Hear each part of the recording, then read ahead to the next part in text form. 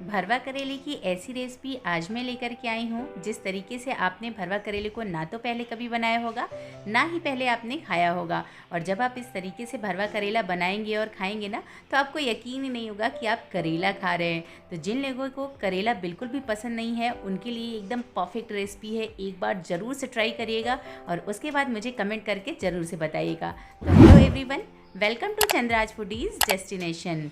मैं हूं चंद्रप्रभा और आज मैं बड़ी ही यूनिक रेसिपी लेकर के आई हूं भरवा करेले की। तो चलिए फिर इसे बनाना शुरू करते हैं। तो यहाँ पर भरवा करेला बनाने के लिए हमें चाहिए करेला। जी हाँ, तो इसे मैंने बहुत ही अच्छे से साफ़ कर लिया है। आप भी इसे बहुत ही अच्छे से साफ़ कर लीजिएगा। बीच बीच में इसमें थोड़ी बहुत गंदगी रह जाती है, तो उसे अच्छे से क्लीन कर लीजिएगा। मैं यहाँ पर इसे बिल्कुल भी खरोचूंगी नहीं, बिल्कुल भी इसको छीलूंगी नहीं। आप चाहें तो छील सकते हैं, लेकिन कुछ लोग इसे छील करके और इसकी स्टफिंग को में ही छिलके को डाल देते हैं, तो कोई फ़ायदा ही नहीं है। आप छीलें ना, करेले की सुंदरता तो इसके डिज़ाइन से ही है। तो मैं इसे बिल्कुल भी छीलूंगी नहीं। बहुत ही अच्छे से मैंने इसे वॉश कर लिया है और बीच में एक ऐसे कट लगा लेंगे। और कट लगाने के बाद हम क्या करेंगे, इसके बीजों को, इसमें अंदर जो भी पल्प और बीज है ना, सभी को अच्छे से निकाल लेंगे। वैसे भी बीज इसका बहुत हार्ड होता है, बहुत हार्ड वाले बीज नहीं खाने चाहिए। तो मैं इन बीजों को अच्छे से निकाल लूँगी और बिल्कुल क्लीन कर लूँगी अंदर से। कुछ इस तरीके से आप देख सकते हैं, अंदर से ये बिल्कुल क्लीन हो गया है। तो इसी तरीके से मैंने यहाँ पर 4-5 करेले को अच्छे से क्लीन कर लिया है, साफ़ कर लिया है। तो अब हम क्या करेंगे, इसकी कड़वाहट थोड़ी सी कम करने के लिए हम इसमें डालेंगे नमक। तो यहाँ पर थोड़ा सा आप नमक डाल लें और थोड़ी सी हम इसमें डाल देंगे हल्दी। और इन्हें हम अच्छे से करेले में अंदर और बाहर अच्छे से लगा देंगे हाथों से, जिससे कि थोड़ा सा पानी छोड़ दे। और जब ये पानी छोड़ देगा ना, तो आप उस पानी को बिल्कुल भी मत फेंकिएगा, आप पी सकते हैं।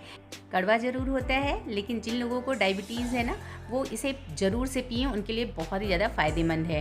तो अब हम क्या करेंगे, जब तक करेला पानी छोड़ेगा तब तक लेते हैं हम एक पैन में मैं यहाँ पर डाल रही हूँ थोड़ा सा बेसन। यहाँ पर मैंने हाफ कप बेसन लिया है और हम भून लेंगे जब तक इसमें से अच्छी सी खुशबू नहीं आने लगती है और इसका कलर थोड़ा सा चेंज नहीं हो जाता है। इसका कच्चापन हमें दूर करना है, तो इसे हम भूनेंगे मीडियम टू लो हीट पर। और इसे हमें भूनने में कम से कम 2 से 3 मिनट ही लगेगा। तो आप इसे कंटिन्यू स्टर करते जाएं और भून लें, और इसमें से बहुत ही अच्छी से खुशबू आने लगेगी। आप देखेंगे जैसे कि मेरे बेसन से आने लगी है, आप देख सकते हैं इसका कलर चेंज हो गया है, ये बहुत ही अच्छे से भुन गया है। तो अब हम फ्लेम को ऑफ कर देंगे और इसे एक बोल में निकाल लेंगे और इसे थोड़ा सा ठंडा कर लेंगे। उसके बाद हम इसमें ऐड कर देंगे हाफ कप भुना और कुटा हुआ पीनट यानी कि मूंगफली। और इसमें मैं डाल रही हूँ 1 टेबल स्पून तिल, ये भी भुना हुआ है। साथ में मैं इसमें ऐड कर रही हूँ हाफ कप बारीक कटा प्याज।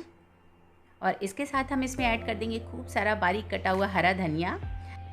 और इसके साथ ही हम इसमें ऐड कर देंगे 1 टेबल स्पून अदरक, लहसुन और हरी मिर्च का पेस्ट। इसे मैंने दरदरा कूट लिया था। और अब हम इसमें ऐड कर देंगे कुछ बेसिक से स्पाइसेस। तो यहाँ पर मैंने लिया है 1/4 टीस्पून हल्दी पाउडर, 1 टीस्पून मैंने इसमें ऐड कर दिया है धनिया पाउडर। और साथ में ही हम इसमें ऐड कर देंगे 1 टीस्पून गरम मसाला, 1 टीस्पून इसमें ऐड कर देंगे कश्मीरी रेड चिली पाउडर, स्वादानुसार नमक। और अब हम इसमें ऐड करेंगे अमचूर पाउडर। तो इसे आप डालें 1 टेबल स्पून। और इसके साथ हम इसमें ऐड कर देंगे 1 टेबल स्पून गुड़ यानी कि जैगरी। और इसे हम अच्छे से मिक्स कर देंगे। इसे हम हाथों से मैश करते हुए मिक्स करेंगे, जिससे कि ये थोड़ा सा बाइंडिंग भी ले ले। और अगर बाइंडिंग नहीं आ रही है तो हम क्या करेंगे, इसमें थोड़ा थोड़ा सा पानी डालेंगे। अभी आप जैसा कि देख सकते हैं काफ़ी ज़्यादा ड्राई है बेसन की वजह से, तो हम इसमें थोड़ा थोड़ा सा पानी ऐड करेंगे।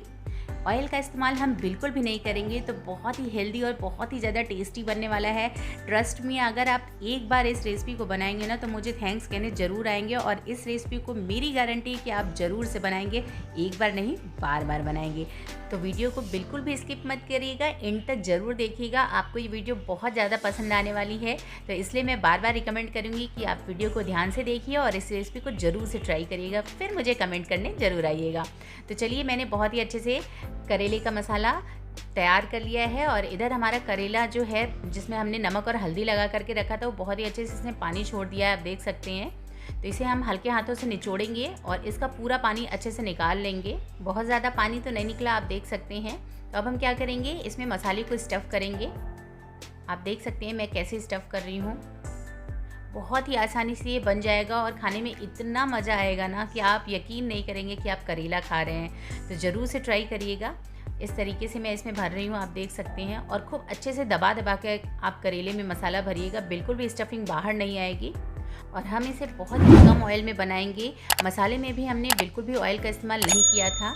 तो यहाँ पर मैंने सभी करेले में मसाले को भर लिया है, स्टफ़ कर लिया है। इधर लेती हूँ मैं एक पैन में मैंने यहाँ पर डाला है सिर्फ 2 टेबल स्पून ऑयल। इसके साथ ही मैं इसमें ऐड कर दूँगी थोड़ा सा हींग, यानी कि 1/4 टीस्पून मैंने हींग डाल दिया है। और हींग के गर्म होते ही, ऑयल के गर्म होते ही हम इसमें सभी करेलों को अच्छे से डाल देंगे और हमें इसे मीडियम टू लो हीट पे कुक करना है ढक करके, जब तक कि करेले अच्छे से सॉफ्ट नहीं हो जाते हैं। तो चलिए अब हम कवर खोल करके देखते हैं और इसे पलट देते हैं। मीडियम टू लो हीट पे ही इसे कुक करना है और ढक कर के कुक करना है। स्टार्टिंग में आप इसे ढक कर के कुक करिएगा, एकदम एंडिंग में हम इसे ओपन करके कुक करेंगे। तो देख सकते हैं आप, करेला बहुत ही अच्छे से कुक हो रहा है। ये थोड़ा थोड़ा सा पानी भी छोड़ेगा लेकिन फिर अच्छे से सूख जाएगा। आपको ये रेसिपी बहुत पसंद आएगी, एक बार ज़रूर से ट्राई करिएगा। और इसे हम बार बार पलटते पलटते हुए अच्छे से चारों तरफ से क्रिस्पी होने तक इसे हम फ्राई कर लेंगे, भून लेंगे। आप देख सकते हैं करेला बहुत ही अच्छे से कुक हो गया है, इसका कलर चेंज हो गया है और एकदम से ये सॉफ्ट हो गया है। तो इसे मैं कट भी करके देख लेती हूँ। थोड़ा सा साइड से हम इसे कट करके देखेंगे और ये देखिए करेला बहुत ही अच्छे से कुक हो गया है, बहुत ही अच्छे से पक गया है। तो फ्लेम को हम करेंगे ऑफ और इसकी करेंगे प्लेटिंग। कुछ रेसिपीज़ मुझे इतनी ज़्यादा पसंद आती हैं ना कि मैं बार बार वीडियो में उस रेसिपी को आपको बनाने के लिए बोलती हूँ और बार बार बोलती हूँ, तो इसका मतलब है कि आपको उससे बनाना है और बनाने के बाद ही मुझे कमेंट करना है। तो चलिए आप इस रेसिपी को एंजॉय करिए, बनाइए, खाइए और मुझे कमेंट करके बताइए कि आपको ये रेसिपी कैसी लगी।